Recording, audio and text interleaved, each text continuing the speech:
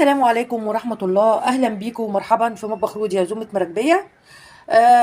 مطبخ رودي عزومة مراكبية بيرحب بيكم وبيتمنى إن فيديوهاتي تكون عجباكم، وما تنسونيش آمن عليكم في اللايكات والاشتراكات والتعليقات طبعا، عشان لو الفيديوهات عجباكم، عشان انتوا كده بتدعموني. أمان عليكم، عشان يعني برضو أنا بادئة بقالي شوية ومش مش لاقية يعني تعليقات منكم كافيه، يعني مع ان انا بعمل حاجات على قد الايد وعلى قد المتاح. فبقول لكم امان عليكم. النهارده بقى نكلمكم هنعمل ايه. النهارده ان شاء الله هنعمل اكله اللي هي اسمها سد الحنك، وهندلعها شويه كده. في الشتاء بتاعنا دون، احنا في شهر واحد، يعني في شهر طوبه، فدي هتبقى اكله شتويه ان شاء الله. اول حاجه هنكلمكم عليها المقادير ونسمي بالله. بسم الله الرحمن الرحيم. معانا هنا 3 معالق من السمنه زي ما حضراتكم شايفين كده، وحبذا لو سمنه بلدي تبقى حلوه قوي، بس الموجود عندنا طبعا احنا بنشتغل باللي موجود عندنا.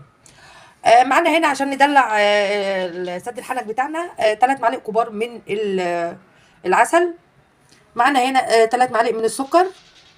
معانا معلقتين من السمسم. يعني بنشتغل بابسط حاجه، طبعا احنا بندلعها النهارده، اهالينا ما كانش بيحطوا سمسم ولا عسل. ومعانا هنا نص كوبايه من جوز الهند، يعني مقادير بسيطه خالص. معانا كوبايه من الدقيق، ومعانا كوبايه كمان من الميه. فيعني بنبسط الامور خالص. المقادير البسيطه دي هتطلع لنا احلى طبق ان شاء الله. اول حاجه هنعملها يا بناتنا، هنحط كوبايه الميه على العسل، وهنحط كمان الثلاث معالق سكر دول. لو مش حاطين عسل يبقى نص كوبايه من السكر. طبعا اهالينا ما كانش بيعملوها كده، كان سكر وميه وسمنه ودقيق. لكن احنا حبينا ندلع شويه سد الحنك بتاعنا. هندوب بقى السكر مع الميه مع العسل كده، ندوبه كويس. دي اول خطوه هنعملها، يندمجوا كده مع بعضيهم. وبعد كده هناخد السمنه بتاعتنا على البوتاجاز. زي ما انتم شايفين يا بناتنا، بنسيح السمنه معانا. بنحط اولا السمسم بتاعنا، بنقلبه تقليبه كده، يعني مجرد بس اقل من دقيقه شويه. طبعا هو متحمص، سمسم متحمص، بس بنحاول ايه من الرطوبه نديله تقليبه كده في السمنه بتاعتنا. بعد كده هنعمل ايه، هناخد الدقيق بتاعنا، بسم الله الرحمن الرحيم، وهنقلب.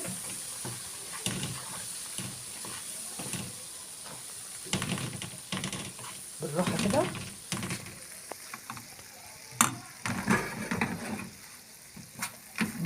بنساوي الدقيق بتاعنا.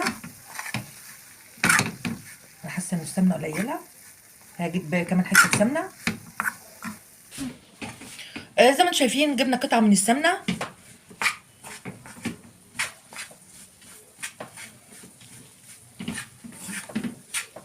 بنحاول ان احنا نساوي الدقيق بتاعنا، عشان واحنا بناكل سد الحنك ما نحسش ان بطعم الدقيق، يعني عايزينه مستوي كده لما ريحته تطلع.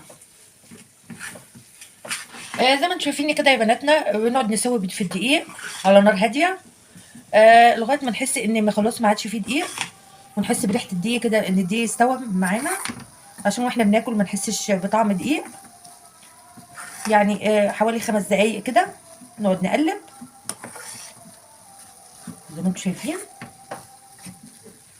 بعد كده هنعمل ايه، هنجيب العسل والسكر ندوب كويس، نروح حاطينه،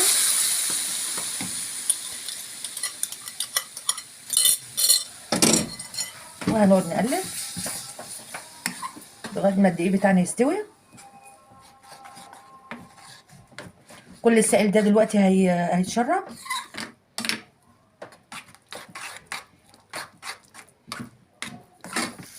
زي ما انتم شايفين كده يا بناتنا، بنقعد ان احنا نقلب فيه لغايه ما نحس ان السوائل كلها اتشربت، وبنحس ان هو تماسك كده. بنقلب فيه لمده دقيقتين، وبعد كده بنسيبه يهدى شويه قبل ما يعني قبل ما نشكله. شوف هنشكله كور، هنشكله صوابع. بصوا شكله جميل والسمسم فيه حلو قوي. نبتدي يا بناتنا ناخد قطع. معايا هنا فورمه كده صغيره، هناخد قطعه ونشكله، يعني بنحاول نديله شكل جمالي. يعني بنحاول نبسط لكم الامور كده، وندي برده شكل جمالي للحاجه بتاعتنا. عملنا واحده اهي.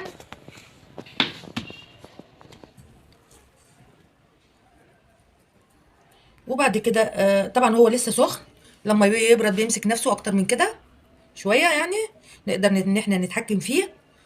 بس انا قلت اوريه لكم حاجه جميله وما كلفتناش اي حاجه. كوبايه دقيق يا دوبك زي ما انتم شايفين كده. وبعد كده نرش عليها كده جوز الهند بتاعتنا، بندلعها بقى، نرش عليها جوز الهند كده. بس انا حبيت اوريكم الفورمه. سد الحنك بتاعنا عملنا النهارده ضفنا له اضافات جديده، هو بسيط. تخيلوا كل الطبق الجميل دون عملناه بكوبايه دقيق واحده وحوالي 3 معالق سمنه. شوفوا الجمال واتفرجوا واحكموا انتوا، يعني ممكن تعملوا بابسط الاشياء طبق حلو قوي لاولادكم في الشتاء دون، وانا هخليكم انتوا اللي تحكموا. بصوا الجمال والطعم الخرافه.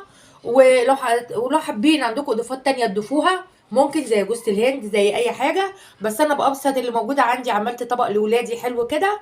ويا ريت تحكموا عليه وتفرجوا، وشكرا ليكم. مع تحياتي، مع تحيات مطبخ رودي عزومه مراكبيه.